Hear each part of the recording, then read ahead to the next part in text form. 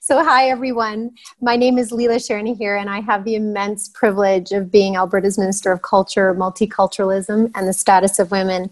I just want to take a moment to thank all of you for joining us today. And I'm so sorry that we can't do this in person, but as you know, I'm there with you in spirit, and happy Gender Equality Week, everyone.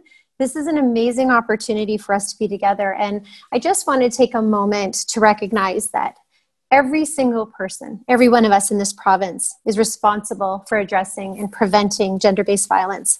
All of us, everyone alike. And I just wanted to say, you know, men are uniquely equipped to make positive change for women. And they're in positive role models through holding key positions and the influence of others. And I just wanted to speak quickly about one experience that I had with Commissioner Randy Ambrosi for the CFL. And I don't know if you remember, but he had a roundtable with us just about a year ago, actually, talking about domestic violence and the work that is being done within the CFL. And I always bring it back to the fact, you know, like his role when he was a football player was an offensive guard.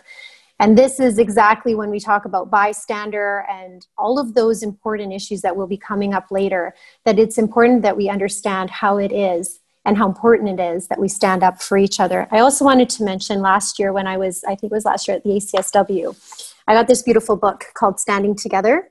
And it's absolutely amazing and actually talks anecdotally about violence against women. And one of the things that I have learned since not only being in this role, but because I've talked to so many amazing people, is the incredible importance that hearing those stories, hearing what has happened, understanding that inside our bodies and our DNA and how important that is to finding ways through and pathways to prevention.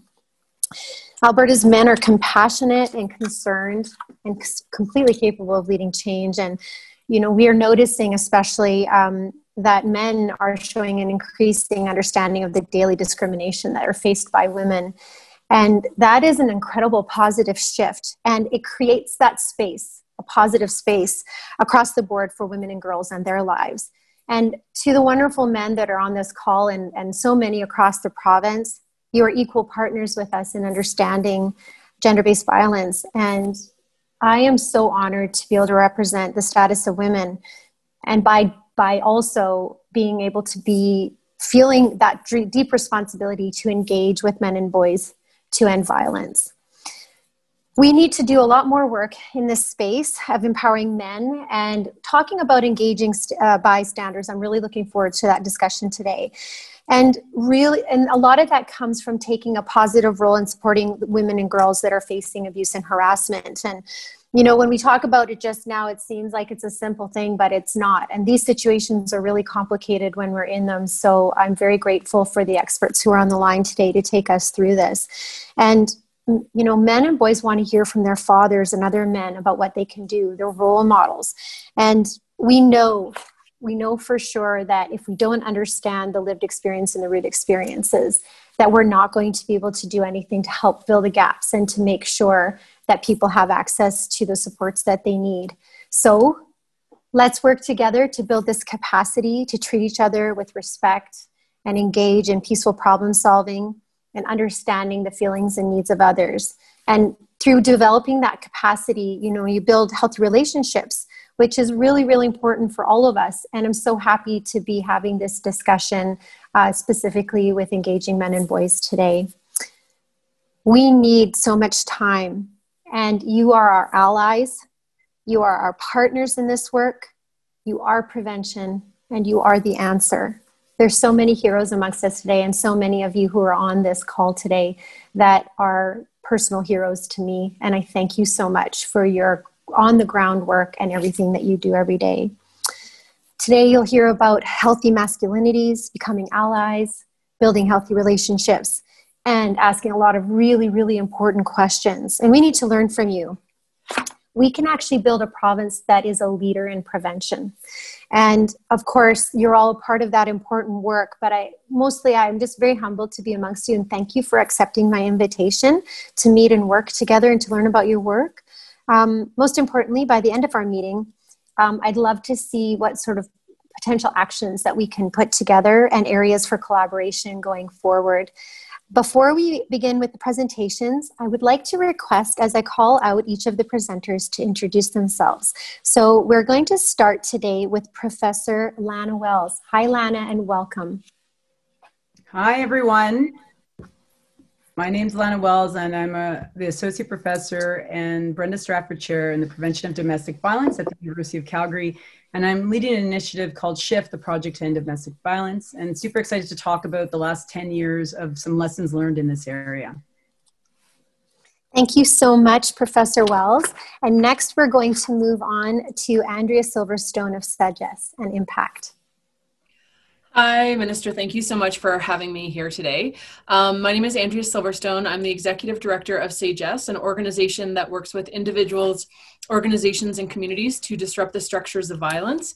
We work across the province of Alberta, and I'm really pleased to be able to learn from the other presenters today. Thank you so much, Andrea. And up next, we have Jake Sticka from Next Gen Men. Thank you so much, Minister. Here, apologies for the lack of video. I thought I'd save everyone my car office. Really pleased to be here with everyone and have this conversation today. Thank you so much, Jake. And next, I would like to invite Kim Ruse and Jeff St. John from the Calgary Women's Emergency Shelter. Hi, so thank you very much for having us. I'm Kim Roos. I'm the CEO of the Calgary Women's Emergency Shelter, which is an organization based in Calgary focused on ending family violence and abuse in our community. And hi, everyone. I'm Jeff St. John. I'm delighted to be here as well today. I'm an independent consultant and coach and work alongside the Women's Emergency Shelter on their digital strategy. Thanks, Kim and Jeff. And certainly not last but not least, we have Deb Tomlinson from the Association of Alberta Sexual Assault Services. Good afternoon, everybody, and thanks to Minister for bringing us together. My name's Deb Tomlinson. I'm the CEO of the Association of Alberta Sexual Assault Services, provincial network made up of 14 sexual assault centers across our province. Oh my goodness, this is wonderful. Again, thank you to all of you. Over the course of the time that I've spent with all of you, I've learned so much and very, very excited to be part of this discussion today. Now that we've heard from everyone, if it's okay, I'd like to open the discussion to hear from you about your thoughts on the current state and any gaps that may be existing in the system and your advice on future actions for engaging men and boys. So Lana, I believe that you will be starting with your discussion at this point. Well, thank you so much, Minister, and so excited to hear from my colleagues across the province today. I was asked to come and kind of ground the conversation and talk about lessons learned over the last decade to work and engage and mobilize men and boys in both violence prevention and advancing gender equality. And I'm super excited to be here. So just to ground everybody who we are, I'm located at the Faculty of Social Work and lead an initiative called SHIFT, the Project to End Domestic Violence, that is really focused on primary prevention, and that's stopping the violence before it starts.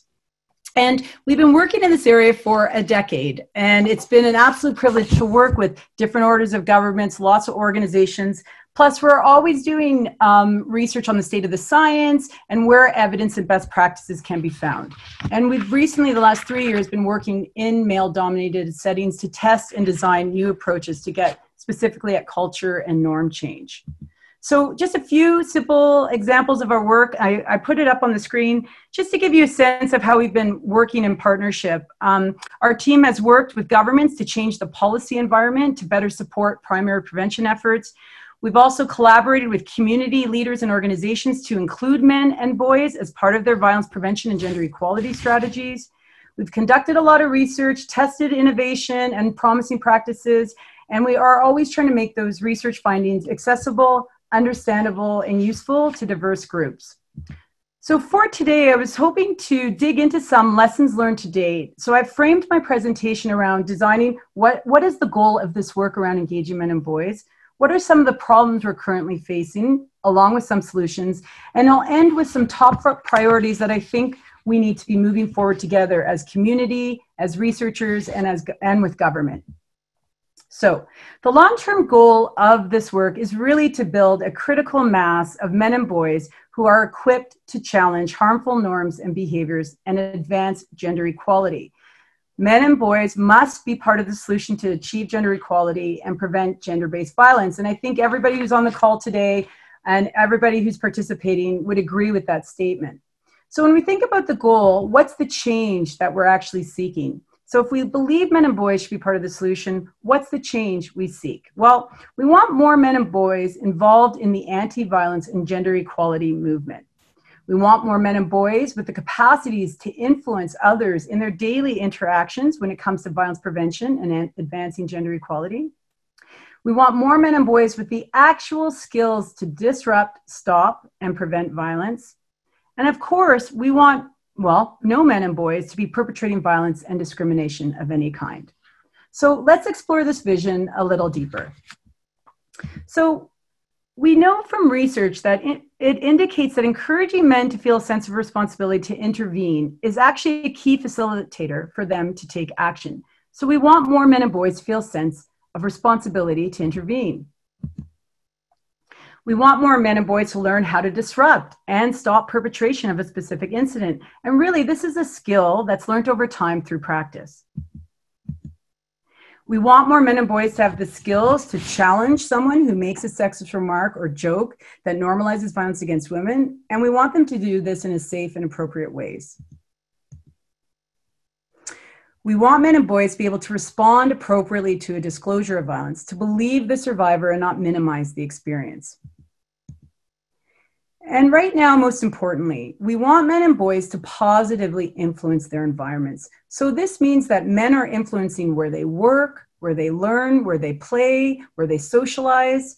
We want them to be able to advance gender equity in these spaces by nurturing healthy and nonviolent masculinities and reinforcing the message that gender-based violence is not acceptable.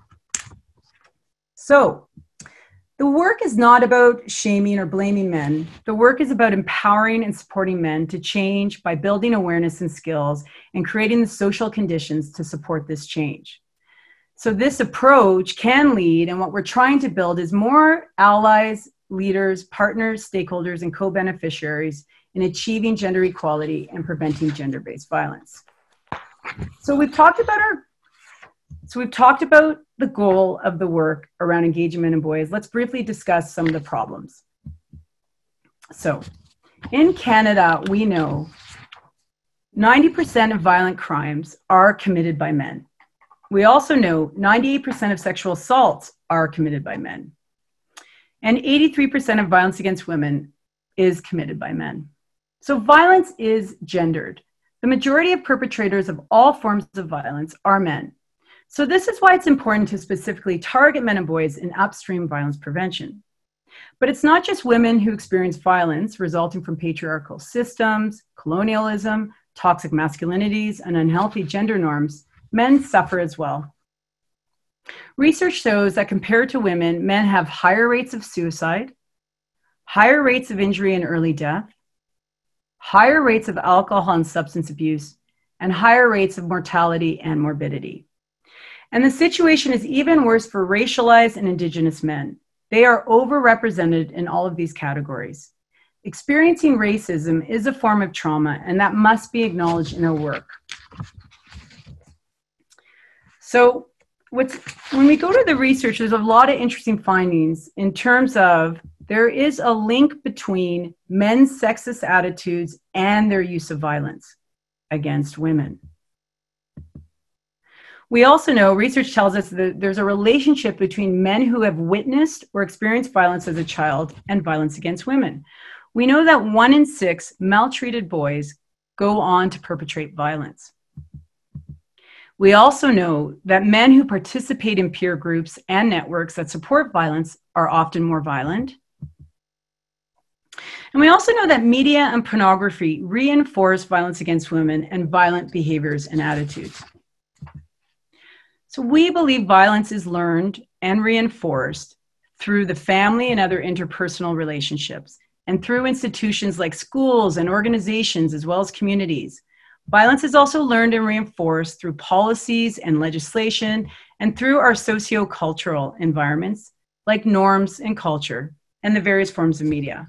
Therefore, any strategy we're going to engage in to end violence must be multifaceted, multi-sectoral, and target each of these levels in tandem. So what's getting in our way of engaging and mobilizing men and boys? There are many problems and issues, but today I'm going to just focus on 3. So Right now, training and policy are the two most common approaches to changing behaviors related to gender-based violence and discrimination. And both are important. However, research shows that they are actually ineffective unless they are coupled with interventions that focus on culture and social norms change. That's the part in the middle of the triangle. This is where we've been focusing our research for the last 3 to 4 years, where we're trying to design and test and advance this approach in male-dominated environments. So let me explain a little deeper. Programs, that is awareness training, is only effective when the organization or community context is aligned. And the specific example I can draw on is earlier this year, we partnered with the Calgary Police Services, where we're actually testing that middle part of the triangle, how to influence and change culture and norms within the organization.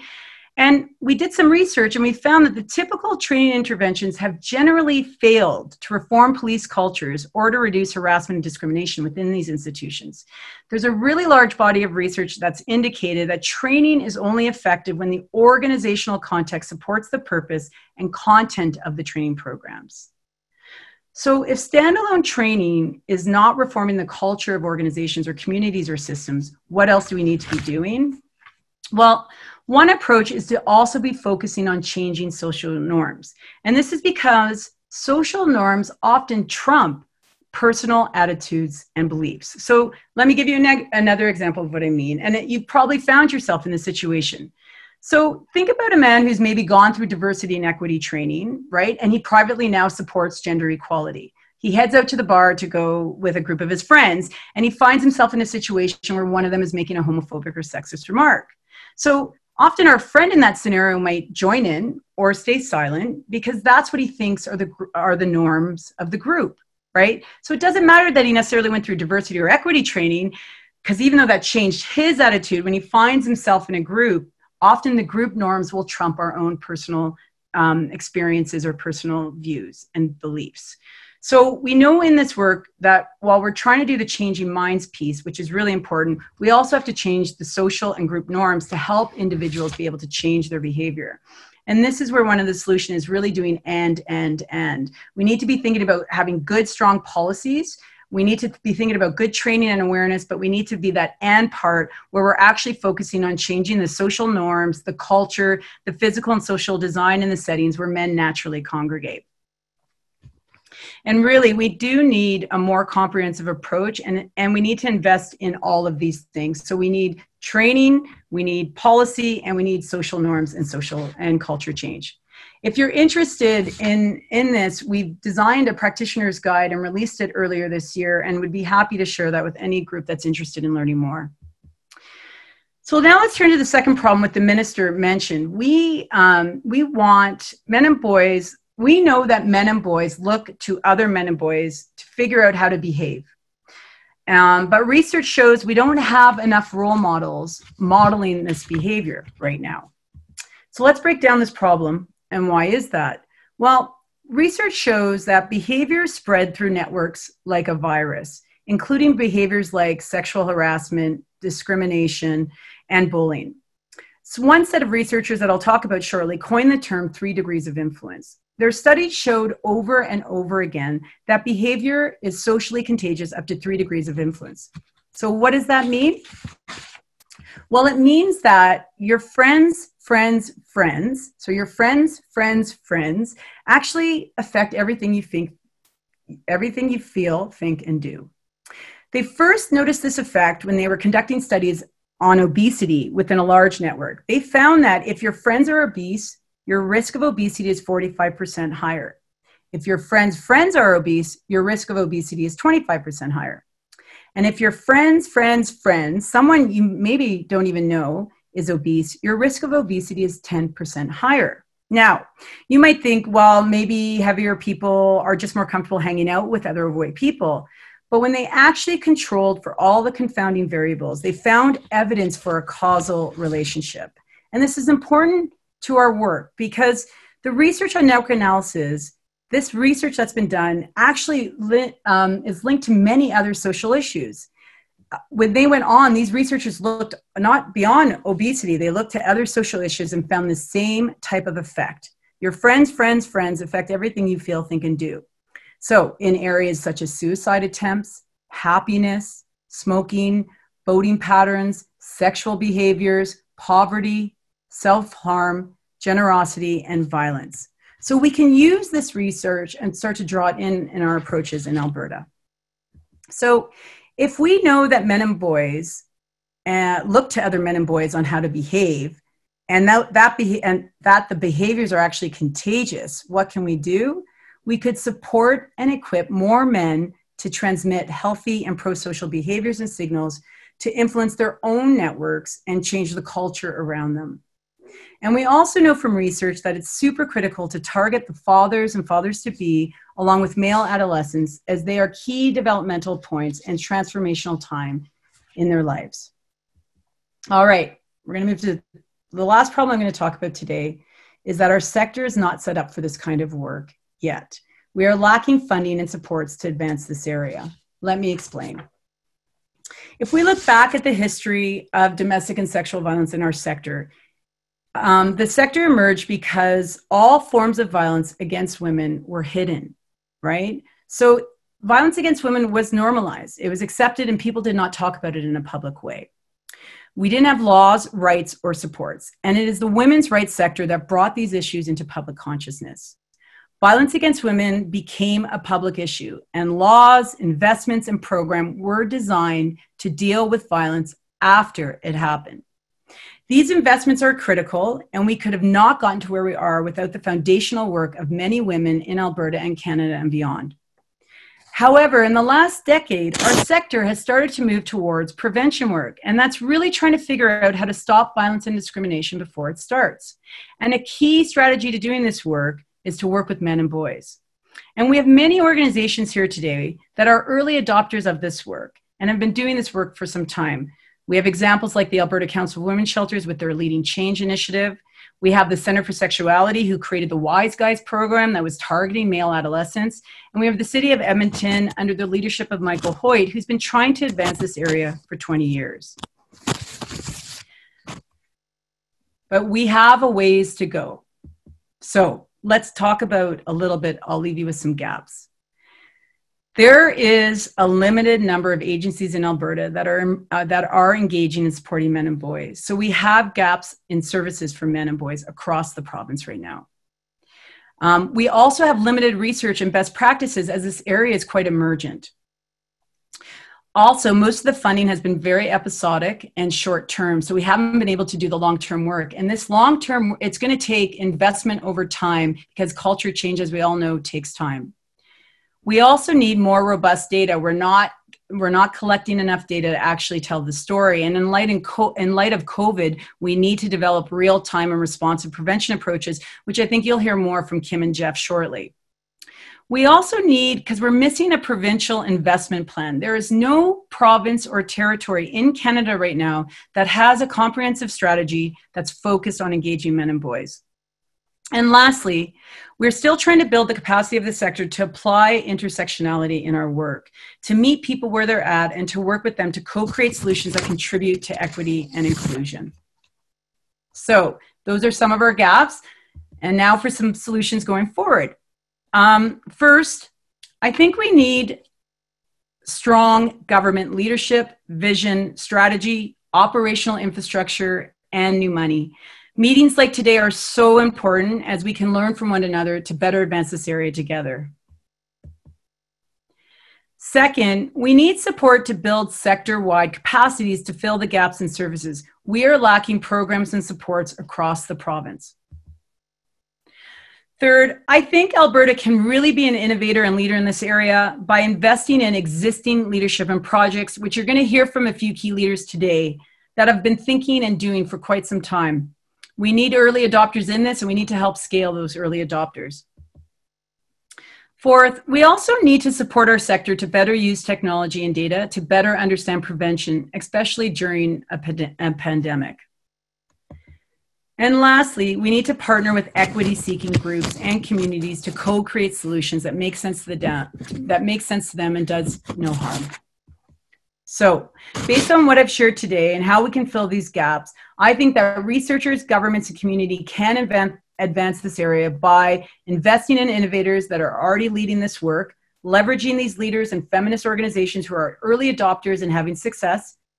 Second, I think we could build a continuum of supports that targets male victims, perpetrators, and allies across the province, as we are lacking funding and have large gaps in services. And third, I think really public-private partnerships. We know there's a lot of momentum happening in the private sector around this area, and I think we could really leverage this opportunity and time. We can't do this without strong government. And my message really is we are ready as a sector and a group. We want to leverage your influence because we are ready to work with you to set policy and strategic direction, change public discourse, create funding to build the field, and take a whole government approach. We need to partner to stop gender-based violence and advance equity. This is the culture of Alberta, and we want to help build with you and the Ministry of Culture, Multiculturalism, and Status of Women. I want to thank you for your time today, and thank you again for hosting this meeting, and look forward to the rest of the presenters.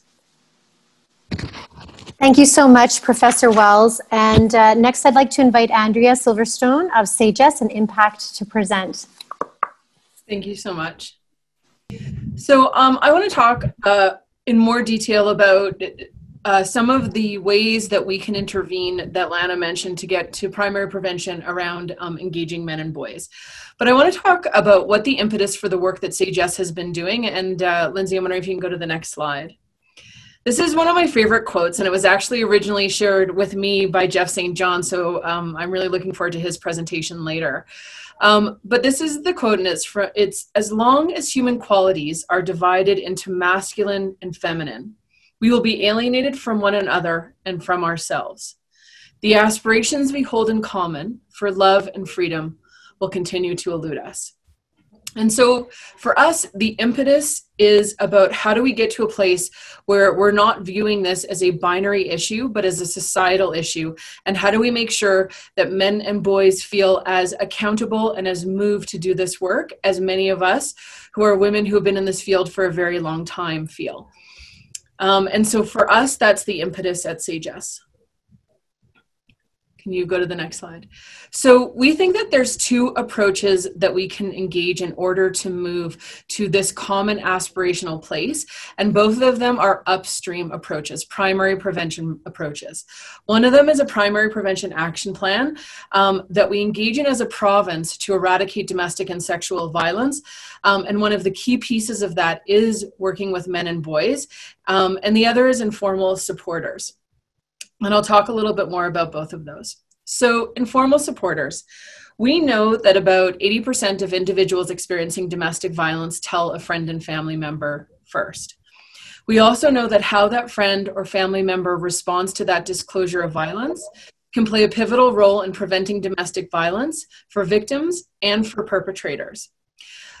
We also know that men and boys who are informal supporters often become community champions and the very best allies in breaking the silence around violence.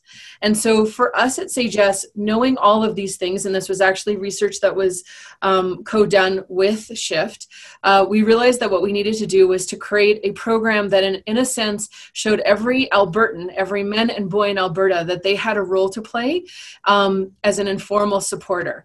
But one of the challenges that we also know from the research is that informal supporters often feel ill-equipped to be an informal supporter. And so our goal was to create a program that actually built on the already existing strengths that we have as a community and as a society in Alberta, and make sure that everyone felt equipped to be able to be a good informal supporter and stop the violence before it escalated. And so we developed a program called Real Talk. And Lindsay, if you can go to the next slide. And so Real Talk what is a campaign, an initiative, and a training that has been developed to help Albertans understand what we're doing is called Real Talk. And if you can go to the next slide, Lindsay. So Real Talk is the opportunity for Albertans to learn how to recognize domestic violence, empathize, ask the right questions, and listen. We believe that we can break the cycle of domestic violence with just a few words. And Lindsay, I'll ask you to go to the next slide to delve a little more deeper into that. And so One of the things that we know is that real talk, it's not fancy, it's not complicated, it's a moment between two people. It happens all the time in all sorts of venues, and actually Albertans are known to be a very caring society. We have some of the highest rates of volunteerism, we have some of the highest rates of charitable giving, and that also translates to we have some of the highest rates of already existing caring communities in Alberta. And so we don't need to create those caring communities. We just have to give people another layer. We have to give men and boys another layer of skills to be able to feel like, one, that they have permission to have the real talk conversation, and second, that they feel equipped to be able to have the real talk conversation. And so we teach them how to recognize domestic violence. It's not black and white. There's not a clear list of signs of what to look for. People who are in abuse, it's a spectrum. And so it can look at a lot of different ways. And so that's one of the things that we teach. The other is that we teach people how to empathize. We let men and boys know that when someone confides in you or shares an experience, we encourage them to check in with their gut feeling, believe the individual, and know that how they respond to that disclosure of violence will be the thing that most affects how that individual help seeks going forward. We encourage them to ask questions that are going to give them a better sense of the situation that their friend or family member is in and the best ways that they can support them. And the last is about listening. And listening means being able to create space for someone to define their own solution to their own problems of violence while just supporting them. And one of the things that we have found is that men and boys who become Real Talk trained or engage in the Real Talk campaign become champions and ambassadors in their own communities about eradicating domestic violence and the role that men play. These are fathers, these are sons. It's critical that we make sure that they have the skills so that they feel empowered to have a real talk. The second part of the work that we think is critical is the primary prevention work. And so IMPACT is an initiative that brings together service providers and systems who are intersecting with domestic and sexual violence from across the province of Alberta. We have about 290 organizations and systems that are engaged in this initiative. And the goal of IMPACT is to eradicate domestic and sexual violence in Alberta through a primary prevention focus, i.e. let's stop violence before it begins. Let's put ourselves out of business as a sector so that we're no longer needed. And the goals of this primary prevention action plan, and this aligns exactly with all of the research that you just heard from Lana, it's about rethinking the norms, attitudes, conceptions, perspective, and ideas and definitions surrounding domestic and sexual violence. We know that we're doing a lot of great work across the province, and we need to come together to actually move our norms, attitudes, and beliefs to a place where sexism and gender bias is no longer acceptable in society and that people feel empowered to speak up when they see it. We want to engage and impact in widespread systemic change by influencing decision makers like the Alberta government and leverage available resources and learn together as a collective group. We want to identify, solve, and uproot the underlying problems and drivers of sexual and domestic violence in society. And the last is that we want to be able to provide evidence-based guidance to policymakers, organizations, businesses, and communities on how to strategically prevent violence before it begins. So the IMPACT Primary Prevention Plan, which we're working on jointly with SHIFT, is going to include the following things. The first is that there's going to be policy and legislative recommendations to support uprooting violence before it begins. We are working to build the architecture across the province of Alberta through local jurisdictional networks and agencies to engage in primary prevention activities. Most larger jurisdictions in Alberta have a local jurisdictional body working towards domestic and sexual violence, and there are also provincial bodies that are working towards domestic and sexual violence. We need to build the architecture across the province so all of these organizations, systems, initiatives, and collectives have the ability to be a part of primary prevention and engaging men and boys in eradicating violence.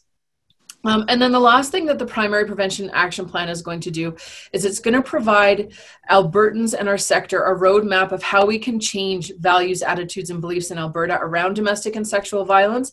And we know that men and boys are a key part of this work as informal supporters, as allies, as perpetrators and as victims. And so for us, we know that we can only do this work together because it'll take a societal change to change the regime of what we are currently seeing around domestic and sexual violence across our sector. And so what does success look like? I think that the bottom line is that success is about being partners in this work together and having champions of this work. And I think that our strongest partner in this work is the government of Alberta. I think that the government helps to form what our society looks like, as well as reflect and mirror the needs of the people. We know that public policy affects public will, and that public will affects public policy. And the other is we need champions around all of our influential tables to make sure that we're talking about how do we get upstream and stop violence before it begins, and how do we encourage men and boys to be part of that work.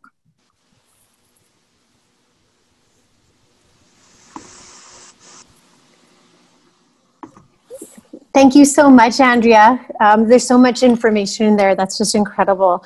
Up next, we have Jake Sticka from Next Gen Men. Thank you very much. I'm going to steal a bit of Andrea's style and open with one of my favorite quotes from the renowned feminist author Bell Hooks. She says that the first act of violence that patriarchy asks of men is not that against women, but that against themselves. And I think that that's really informed a lot of the ways that Next Gen Men is really approaching the work that we're trying to do around engaging men and boys. And I appreciate all the data that's been shared, but to kick off, I'd like to share a little bit of a sensationalized story that hopefully you can all relate with on some aspect or another. But we often see, 2 or 3-year-old boys holding hands, acting intimately with one another. But then once they kind of hit that 4-year-old mark, oftentimes they're told that, boys don't do that. And so then they kind of move over towards roughhousing because it's a permissible way for boys to touch and feel affection and intimacy. And then we start labeling those types of activities as boys will be boys. And as these boys mature and they're allowed to be rough and tumble and they move into a formal educational space where girls are often socialized to be a bit more prim and proper and behave themselves, while these boys don't necessarily have those skills, boys start to not be able to perform in those spaces and act out and are overdiagnosed with ADD and other behavioral issues. Eventually expressing emotion and frustration. Maybe they're 8, 9 years old at this point in time, and then they're told boys don't cry. So the boy doesn't cry, he internalizes that and goes into sports. Many young men play sports of different kinds, the popular one in Canada being hockey, of course, a pretty aggressive sport. And, oftentimes in those locker room cultures and amongst hockey parents, boys are told to man up and get on the ice and push through. And then as this boy matures and he comes on his early to mid-teens, he starts getting influence and messaging from his peers and from media that, the measure of a man is sexual conquest and losing virginity. So a lot of his actions and motivations in around relationships across sexes becomes a means to that end. And, he might find himself in an experience where he's with a young woman and, society and culture has always told him to push through and not listen to his emotions. And in that situation, he may regrettably push through and not listen to someone else's emotions because that's what culture has shown him.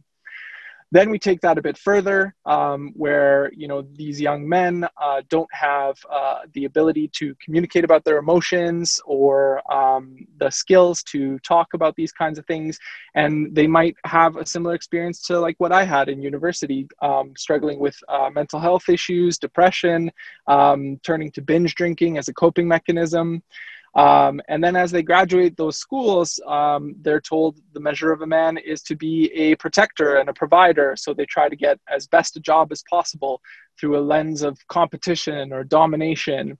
And once they get that job, they need to attain more and higher income and earnings, as well as positions of status and influence, and become managers and CEOs within whatever role they're taking.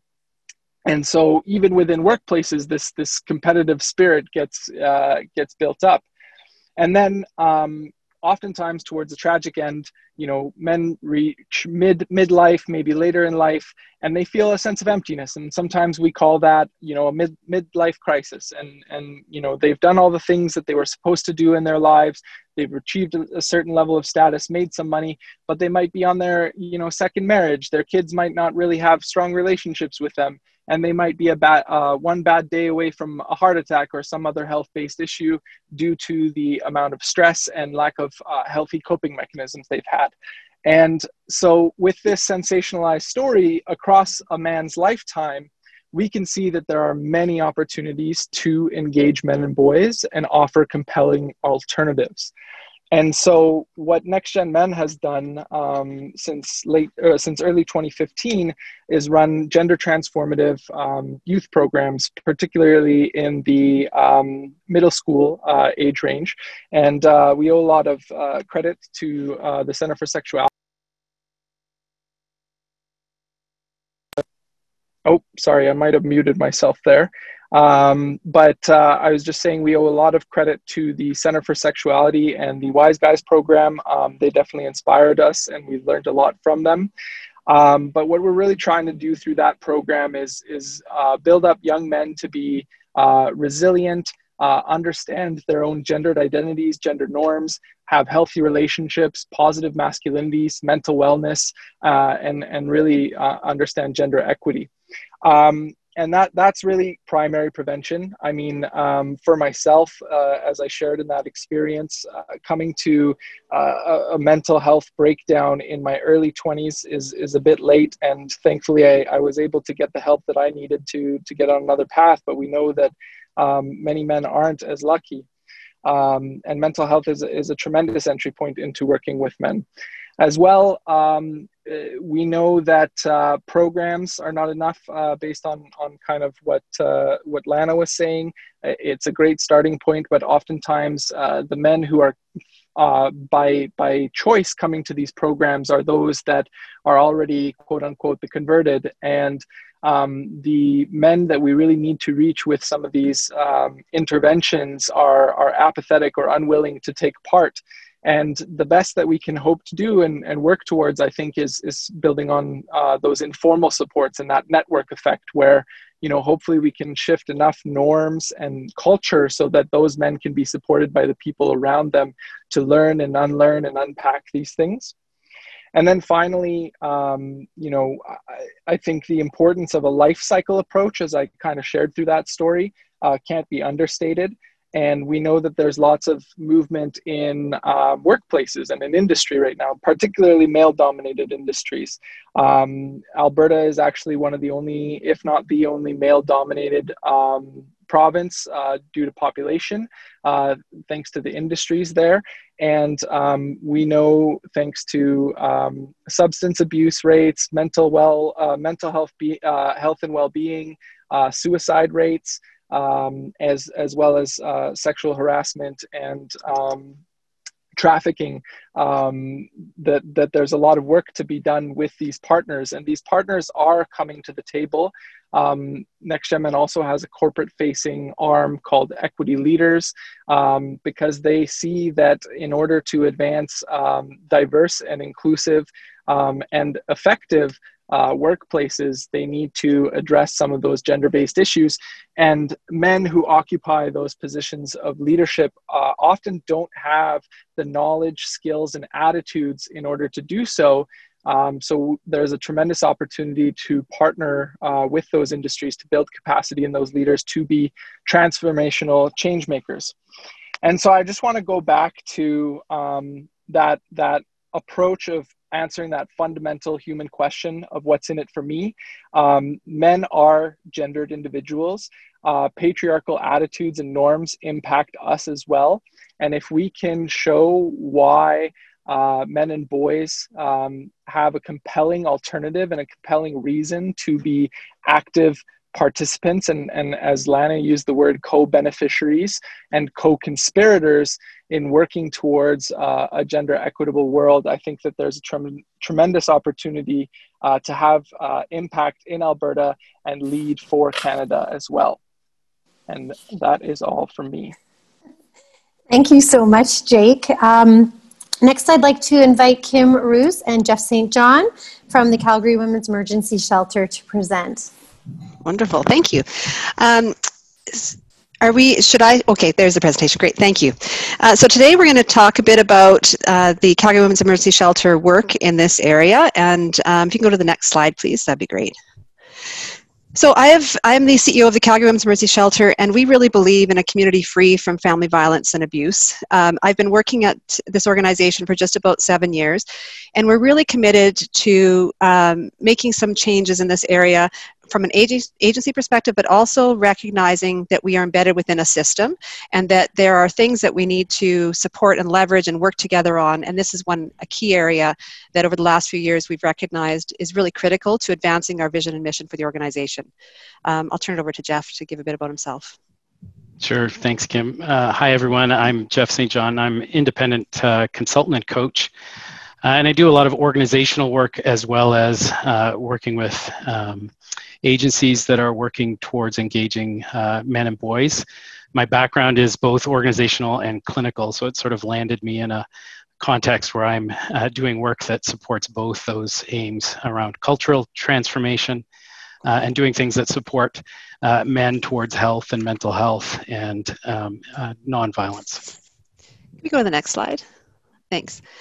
So this timeline, you'll notice that the Calgary Women's Emergency Shelter has been around a very long time, and we've also been working with men for a very long time. So in 1993 is when the Men's Counseling Service started, and the timeline is not meant to capture everything, so it's not like nothing happened between 1993 and 2016, but for the purposes of today, we wanted to talk a bit about sort of what led to this evolution of our men's work. So the organization, as I mentioned, has been working with men for quite some time, but in 2016, we started to realize that we needed to be looking at the work a little bit differently. Often, women's organizations, when they offer men's programs, are really trying to invite men into a change process, but it's often felt from the men's perspective as we want them to come over here and just change, rather than looking at what is in it for them, as Jake said, or what is the journey that they're willing to go on. Rather than looking at through always the lens of a woman, how do we actually engage men differently towards this end of ending family violence and abuse? And so in 2016, with support from the Calgary Foundation and private donors, we began a pretty big undertaking at looking at why and how our organization was choosing to work with men and what needed to shift and change in order to truly engage men around what their healing journey would be. Through that process, we also ended up engaging in a project called Shelter 2.0, which Lana was a close partner on, and we ended up having a process where actually Jeff was the researcher that led to about 12 key recommendations for our organization about if we're really going to work with men in a meaningful way that has positive outcomes, we needed to do some pretty transformative things at the leadership level, at the program level, and then also some innovative projects that we could consider. One thing that's not on here is we actually did launch a Caring Dads program, and so starting to work with fathers and starting to engage men at intake to shelter, which was pretty transformative and new thinking for the time. One of the big projects, which we'll share a bit more about later in the presentation, that emerged from this work as well, is a digital strategy for engaging men and boys. And so we learned through this process that men seek help differently than women. They're not as quick to pick up the phone and call a helpline. They're more likely to Google and look online for help. And when they do, there's not very much good information out there to help them guide on their process. Through this, we've also recognized, so COVID really helped us, to be able to start transforming some of our services, including the men's services, to be more digital and be more engaging and accessible in a way that we couldn't have before COVID. And also on this timeline, you'll notice that there is the shelter app design is on there, and then the men's digital launch. So we've launched a shelter vacancy app locally in Calgary, so that we no longer have to call everybody every time that you're looking for a space, but that they're the 5 shelters are connected. And then we're looking at this men's digital strategy that will launch next year, early next year, that is going to be about service transformation. So not just a digital presence, but actually changing how men access help and how we support them and give them that help. Can we go to the next slide? So we'll just quickly go over a few sort of, I guess, touch points that we use in how we think about the work. And Lana and Andrea and Jake have all sort of covered some of these things. So we'll just quickly run through. So the thing about violence, most men have experienced or been exposed to violence. Most men don't use overt violence in family contexts. And men's use of violence is often related, and Jake alluded to this as well, men's use of violence is often related to experiences where they've witnessed or been victim to it. So men who use violence are more likely, and this is an area that we work a lot on, and the Calgary Women's Emergency Shelter works a lot on, is the notion that men who use violence are more likely to minimize the impact of their violence. And less likely to perceive their abuse as serious. And so this opens up a whole world of conversation around how you work with perpetrators and how you work with those people that might be in a sort of think of as a gray area where they're not yet willing to see themselves as having perpetrated anything. Can we do the next slide? So, and I really appreciated, Lana had great imagery for her talking about violence with a sort of an infectious disease lens. So that's something we've used as a metaphor for a little while at Quest to talk about in sort of short form, helping people understand that violence sort of clusters around social values and context and around behavioral tolerances. So there's a clustering idea with violence. There's also a spread idea. So in the field and sector, as everyone on that call is probably aware, there's the idea of violence as a cycle, which is useful to a point. We also think of violence, though, as in coming in waves. And so waves that sort of, waves on waves that become more complex, which is part of what makes the work challenging. When you're working both with individuals, but also in cultural and sort of social contexts. The other piece that we talk about is transmission, and it's a sort of a short form way that we talk about it, that really there's 2 ways that transmission of violence happens. One is by observing or witnessing, and the other is by being directly victimized. So when we talk about men who have been violent, we're often talking about men who have observed and witnessed, or been victimized directly themselves. This is the context out of which, and Jake alluded to some of this, that they grow up and to become a man in. Another challenge that we talk about a lot is that most of our focus in the field is on effects. So our products, our programs, and services support victims, but victim support alone, as we've been talking about, doesn't lead to an end. How we talk about violence features and pathologizes the victim often, and really functions to obscure the perpetrator, which makes all of these conversations difficult. So we understand also that violence is deliberate. And so how responsible are men is a question that's often in the background of doing any of these, any work in this area. And then a question that we sort of allow to sort of hover in the background often is how did they get to be violent? How did violence happen? Can we do the next slide?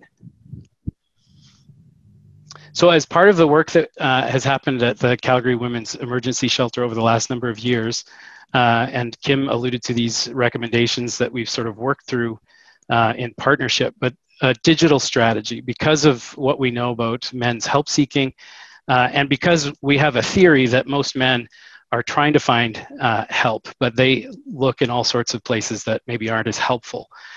So the Calgary Women's Emergency Shelter is really efforted sort of conceptualizing and now trying to sort of bring into reality a strategy that would allow for more engagement, to inspire and guide and ultimately serve. So it's not only a men's strategy, but it's also a digital service transformation for the agency, which has broader impacts.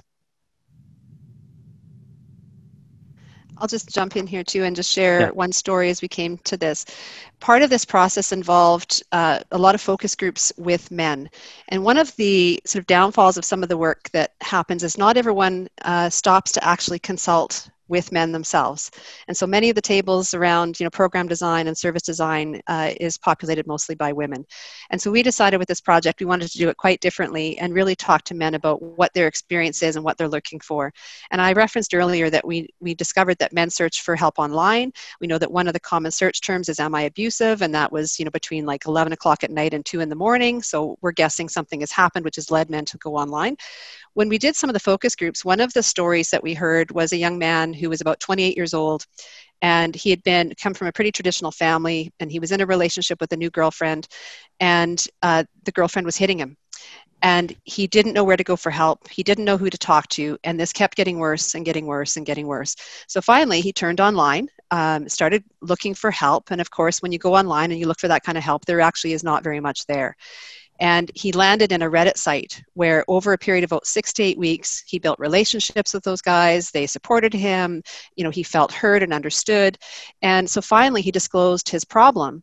And these were men that he now trusted and was connected to. And so they advised him to actually hit her back. And he did.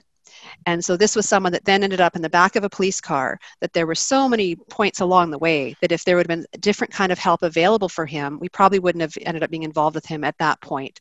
And so it really drove home for us that the way that we engage with men needs to be dramatically different. And we wanted this digital strategy to be one of the first things that we undertook that would help with that. Do you want to go to the next slide?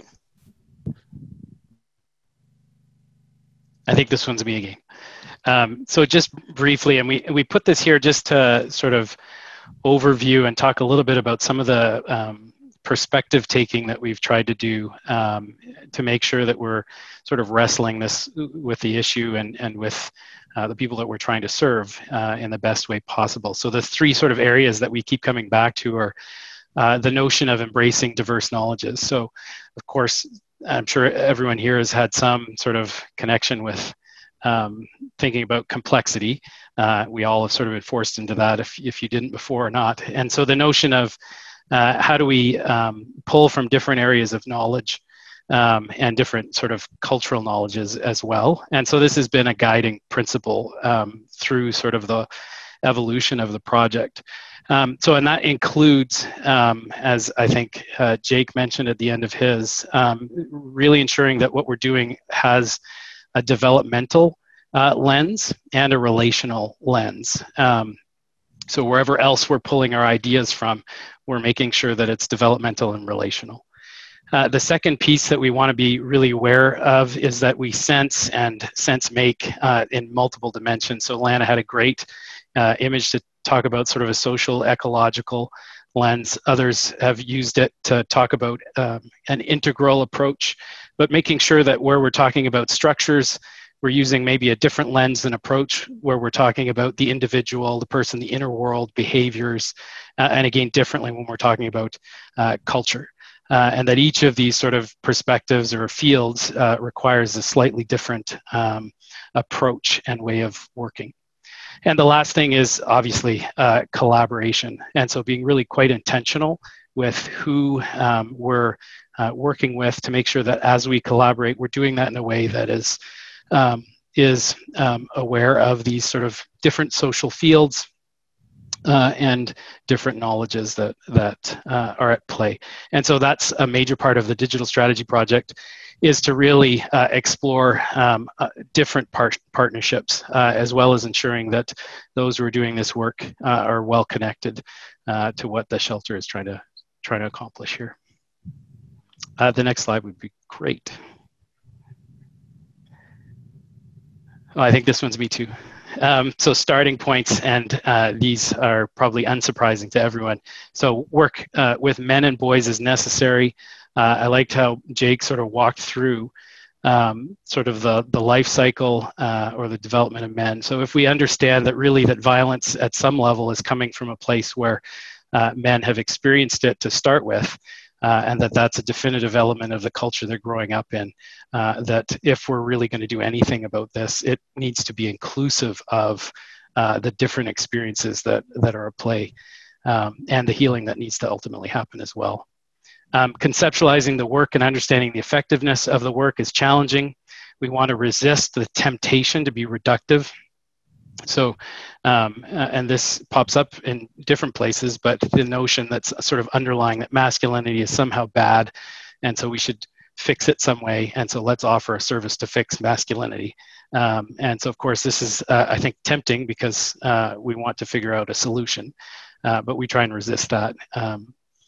And being clear as well around what do we mean by engaging men and boys. So for the Women's Emergency Shelter, that is included not just who is served, but also who is involved in providing the service. So for us, engaging men and boys includes collecting men who are healthy and want to participate in this work, as well as designing services, programs, and informal supports that serve.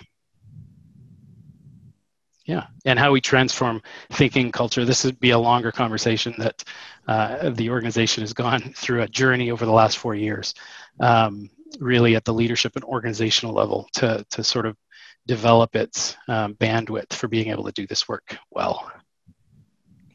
Next slide, please.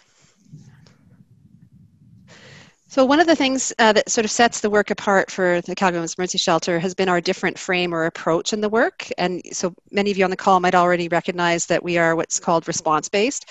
And so we pay very close attention to those social responses and how that impacts those that we work with, but also the issue area. And what we realized again through this work around looking at how to engage men is that it really, the binary of, man equals perpetrator and, woman equals victim is problematic in how you go forward and engage people into this work. We also recognized that our work needed to be gender transformative and gender inclusive, which for women's shelters, that's a challenge in some ways in how you're engaged with your supporters, because for so long the narrative has been focused on the violence against women angle in a way that absolutely do not want to discredit that or dishonor that, but things have changed and evolved in our community, and so we needed to find a way to move our thinking forward and our services forward differently as well. We also wanted to pay attention to, I mentioned it earlier, but to the lens that we use in how we work with people. And so there is a subtle difference between engaging a man to come and work through his violence or whatever issues there might be from the lens of a woman, right? So you're less likely to work on something if it's not your goal, right? So we do a lot of work with Scott Miller and the International Center for Clinical Excellence. And so we know that the work that you do with someone has to be meaningful to them. And so that was really foundational in some of our work. So attending to that lens, but also still being accountable to a women's organization, right? Because violence is a very serious issue and we don't want to downplay that history and the embedded elements around, the movement over time.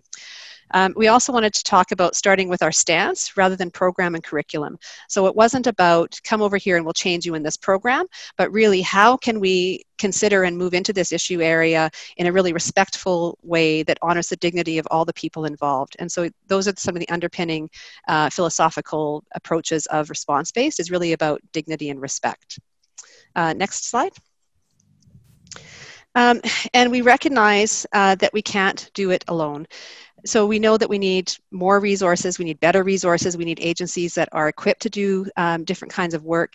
We have redesigned our men's counseling program over the last year or so, helped focus in more on what it does well. We've moved to building positive and supportive peer groups for men. And then the men's digital strategy is really about building a hub of information, a digital presence that men can go to for help and good advice, good information, where they can share with each other. But also, it's a way that they will be able to access services more seamlessly and digitally in a way that takes away all those barriers. Right now requires men to pick up a phone to access support and take all these extra steps that they're not necessarily willing to take. So this, for us, is a pretty big investment. It's got many layers to the technical launch of it, as well as content development, content strategy, and all of that has been informed by men. And so all the way along, we have had like the staff attached to it, the focus groups attached to it.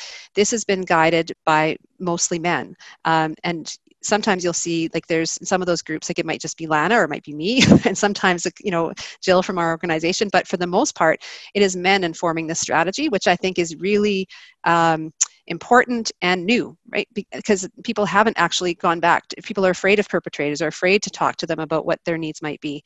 And so then, you know, also we believe that there needs to be more opportunities. So this is not something that Quest is doing alone or expects to do alone. It's a huge partnership project. And how do you build that capacity in our sector to be able to do that work in a meaningful way with men? In terms of what is needed going forward, I think there needs to be support for scaling of the resources that have been piloted and have been tested and that are being shown to work. And so rather than, you know, investing in a whole bunch of new stuff, I think we should be looking at what we're doing already. What are we doing well? I think for the men's digital strategy, and actually for our men's program, we don't, there's no government funding for those programs. This is all supported by foundations, grants, and private donors. And they tend to fund some of that innovative stuff. So I think there's a real opportunity for government to step into these spaces and to leverage what's already been invested and to scale some of this to be broader and bigger across the province. Next slide, please. And then I will just leave you with this, this last quote, which you can all see. So Janice Stein, founding director of the Monk School of Global Affairs, and this quote always stands out to me when I hear it. And I think it's even more relevant today when we're talking about COVID responses.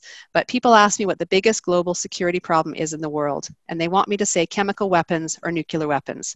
I say young unemployed males who have seen no opportunity and are deprived of dignity in their future. And I think that that really stands today as far as a risk that we're facing if we don't invest in engaging men and boys. So I'll leave that. That's all we have, and I'll sign off there. Thank you so much, Kim and Jeff. We really appreciate that. And Deb, it's all you, my friend. Please take it away. Thanks so much. I hope everyone's not too tired and can still just hang in there with me for a few more minutes.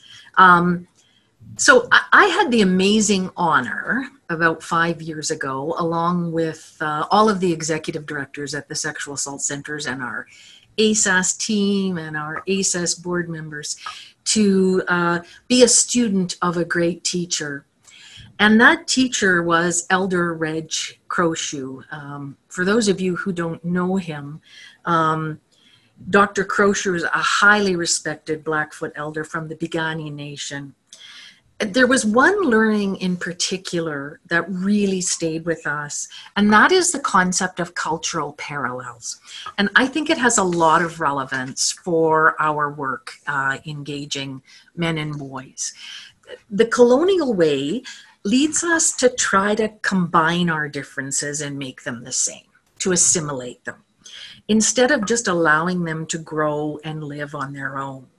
We want to try and superimpose our value system, our way of knowing on another, instead of just allowing them to be complementary, but to exist on their own.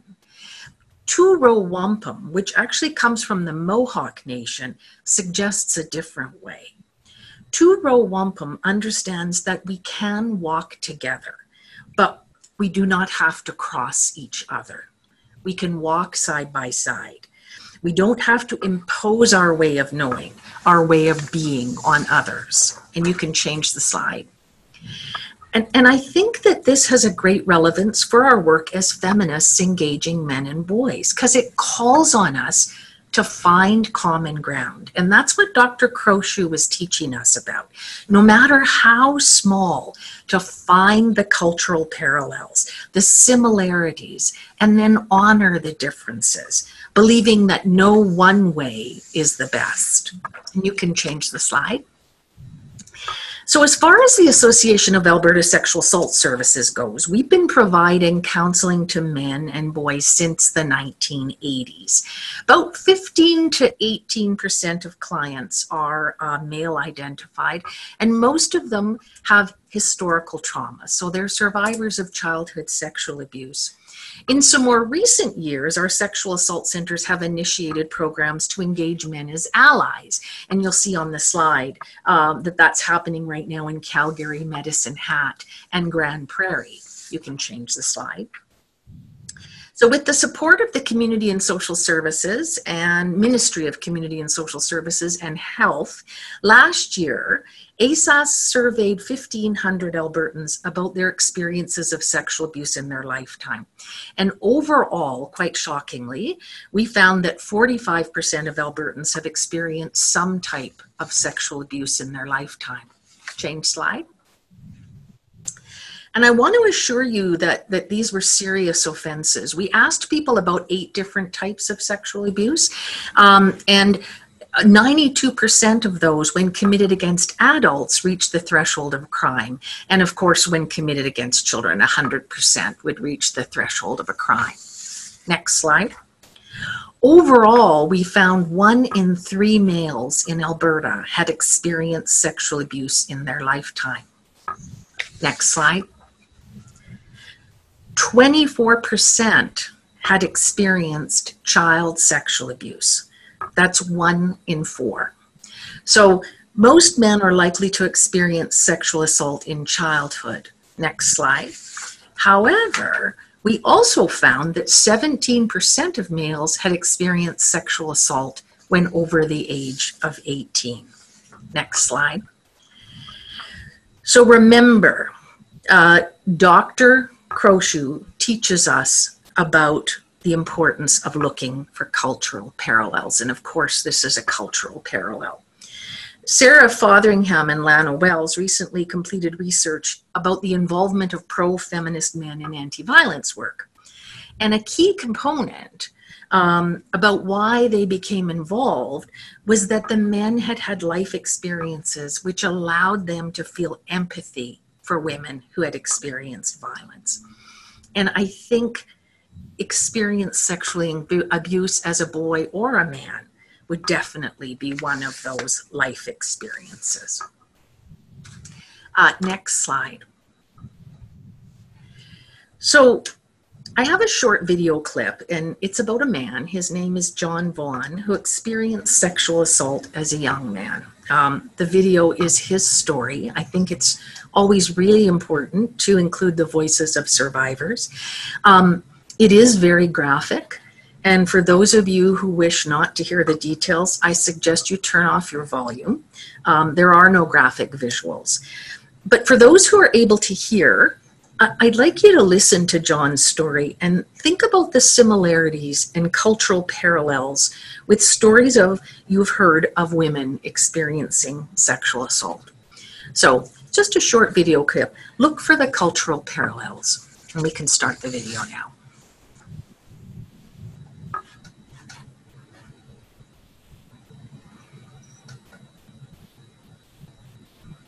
Now his back's John Vaughn is the man who gained better than 200 yards against Lou Holtz at Notre Dame. Vaughn and Bunch.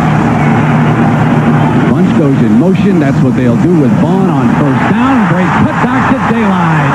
40, 45, 50, inside the 40-yard line with Carlton Gray catching him from behind. Big Vermeil, the offensive line, opens the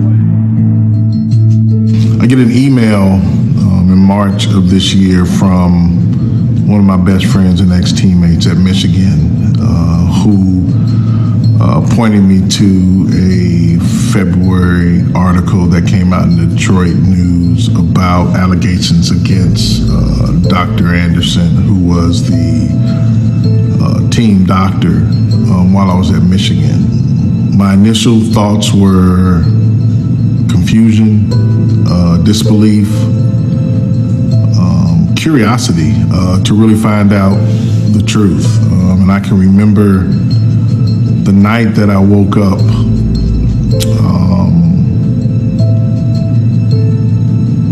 with the realization that I too was a victim. I had a dream. The dream consisted of memories that centered around the exams and the interactions that I had with Dr. Anderson. You know, outside of the typical physicals to be able to play,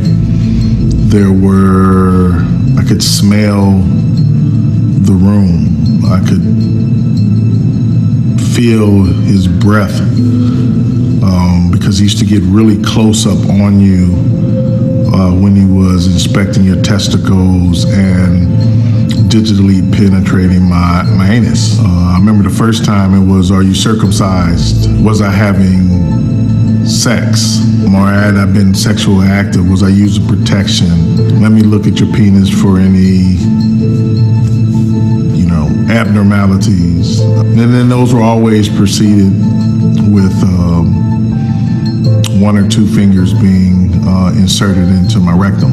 There's no reason why I should have had a prostate exam at 18. And there's no reason why I should have had a prostate exam time after time after time after time after time after time while I was at the University of Michigan. Thanks. We can change the slide now.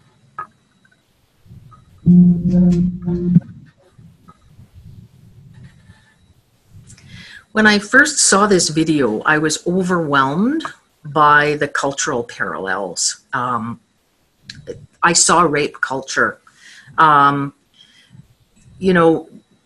John didn't realize that he'd been sexually assaulted. He didn't realize it until the allegations came out. And that's a form of minimizing, which is a coping mechanism for trauma that I've heard so many women survivors use.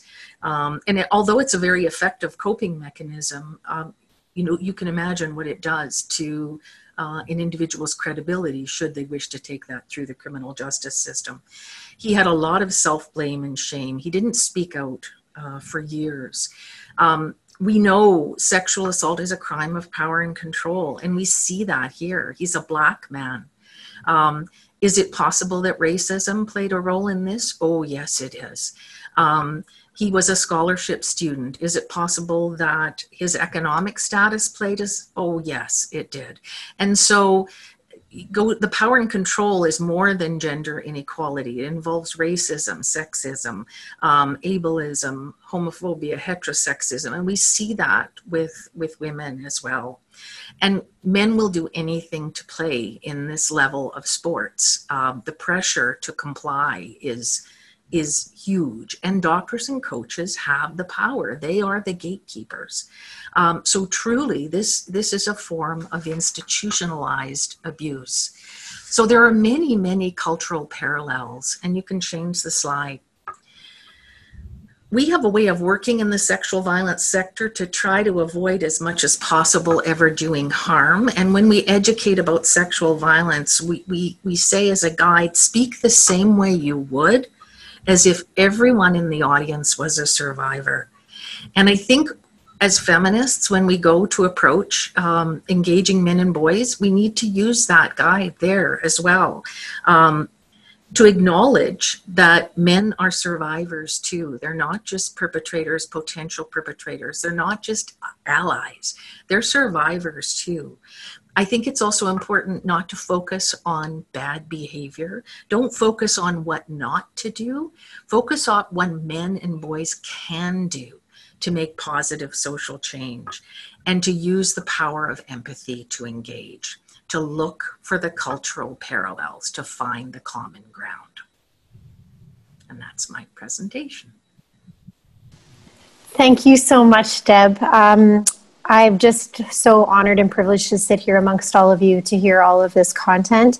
I'd like to open up the discussion. At this point, there's some questions that have come through, and as well, if you don't mind, I'm going to pass it over to my press secretary, Michael Forian, to go on with the next discussion, and we'll take just a little bit of time to go through these. So Michael, over to you. Thank you so much. Well, thank you, Minister. And I would just ask that if anybody in the audience, any participants wish to ask any questions, so please use the Q&A, the question and answer button that we've become so familiar with as we use Zoom these days. and you can ask your question there. A few questions have already come in thus far, and seeing that we're running a little bit short on time, I think I'm going to read them, the ones that we have queued up already, once, and perhaps if our participants would like to touch on maybe one or two of them with about 60 to 90 seconds worth of time on each response, they can use the raise your hand button on Zoom, and I will prompt you to respond then. So I'll read the first questions that we have here at this point. Are there effective and cost-efficient initiatives and practices that could be scaled up provincially? What top 3 priorities do you recommend for future action? And can you speak to the bystander effect? And a question that we also received, a little bit lengthy. How can we convince young men to change their approach and or beliefs around sexuality and masculinity when in the short run there are often strong incentives for that behavior while payoff is theoretical or perhaps far away? So again, if any of the participants wish to jump in, I will prompt you to use the raise your hand button. And again, feel free to take 60 to 90 seconds to respond to some of the questions there. Well, I can start by talking about what I think is really scalable really quickly across the province. I think it also talks to the bystander piece as well. I think that informal supports programs for men are very scalable and very easily scalable across the province because they already exist, and it's just about making them bigger and more widespread and having more communities buy into it. I also think that the digital initiative that Calgary Emergency Shelter has done is probably one of the most easily scalable initiatives, as well as one of the most brilliant and innovative that I think that is happening not just in Alberta, but across Canada. And so I think that those are 2 very easy wins that Alberta could have that would also make us leaders across Canada in this work. I'll let Lana answer the more complex part of the question. Yeah, and Dr. Wells, before we go to you, we did receive a question for you in particular. You mentioned that we might get access to a practitioner's guide that your team has created. People are just wondering what the best way to get a copy of this, if you wish to answer that as well, as long as contribute to the discussion. Sure. And first, just to note, I am Professor Wells. I don't have a doctorate, although I feel like I've done 5 in the last 10 years. And so we have a practitioner's guide that we spent 3 years with 14 human service organizations, including the City of Edmonton, to design and test approaches to get at this culture change that we're talking about and norm change. And so if you go to my website at www.preventdomesticviolence.ca, all of our research is up there, including that practitioner's guide, which is Changing Contexts, it's called, in male-dominated environments. And I'd be happy at another point to come and talk about that project at another time. And if you're interested, please contact me.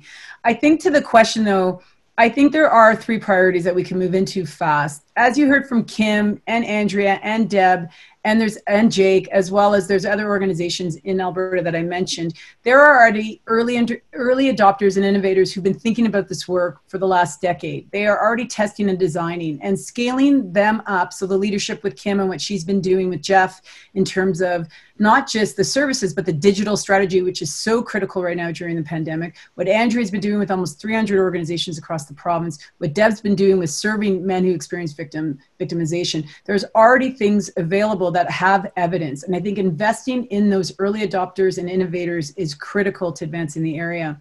I also know from research that we've done, there are huge gaps in services for men. We actually need more services and supports. And I think Jake mentioned the intersectionality between mental health, addictions, domestic violence, sexual violence. These social issues are complex, and often we don't have enough services on the ground to actually better serve men as well. So I think that's an important place to invest. And then the last is, I think Jake mentioned, and we're working with the Calgary Police and a tech company, there are private sector organizations that are taking this very serious and want to advance equity and inclusion and want to support the end of violence. And they are leading this way in Alberta and beyond. And the ability to partner and support public-private partnerships, I think, are really critical to creating culture change. So I'll leave it at that because I know a lot of my other colleagues have a lot to say as well. And if anybody else wishes to jump in, feel to go right ahead. I can weigh in on kind of the top 3 priorities that I see.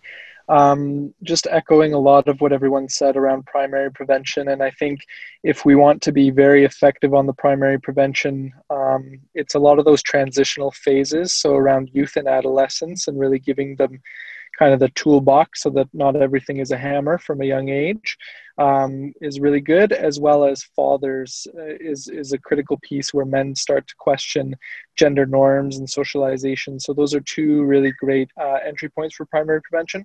As well, I think mental health is a really important entry point. It's one of the few entry points where men can clearly see the impacts of masculine gender norms on themselves.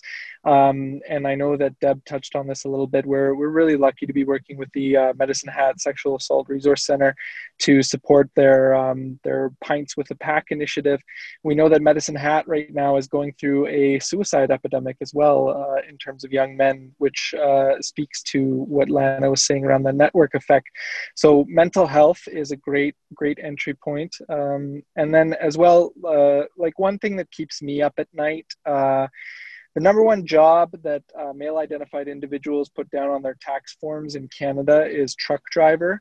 And we're not many years away from autonomous vehicles.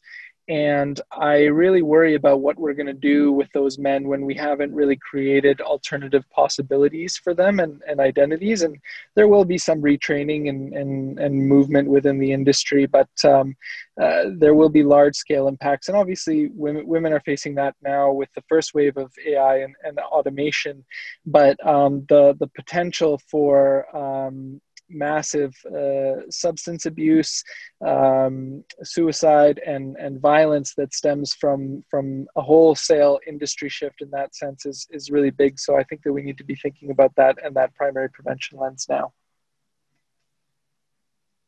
And I welcome anybody else to make any closing comments on this. There is one more question that we received. How many men and boys typically responded to these preventative measures or changes suggested by the presenters in some of the current programs that are out there for men and boys?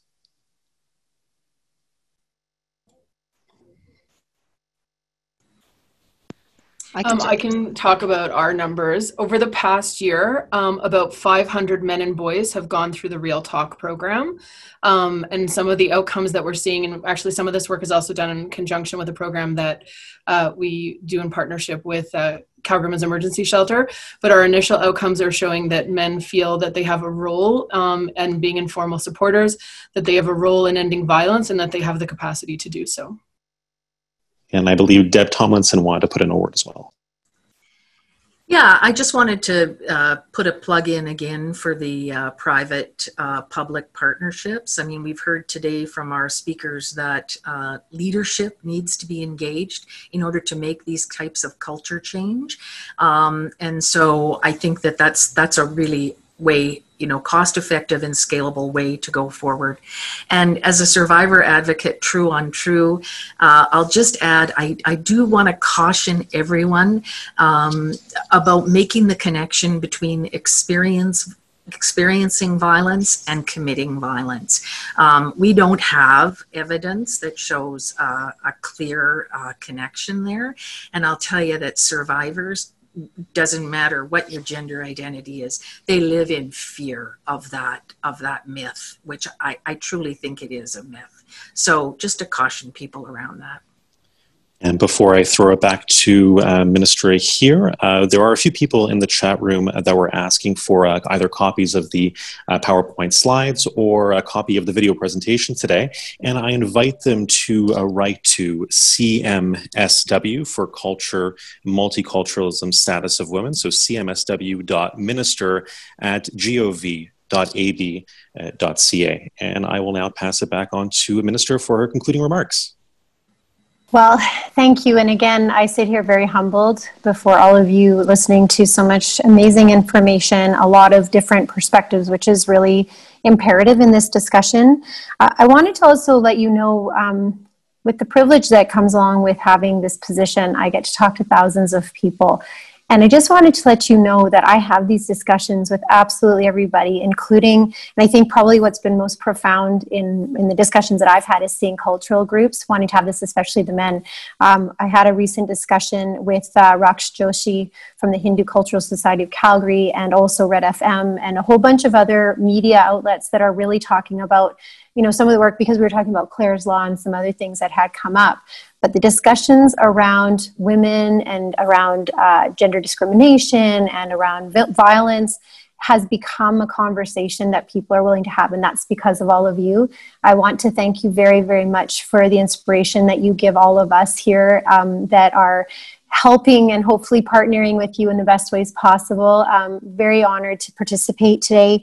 Thank you for joining us remotely, and I really look forward to connecting with all of you in person in the future.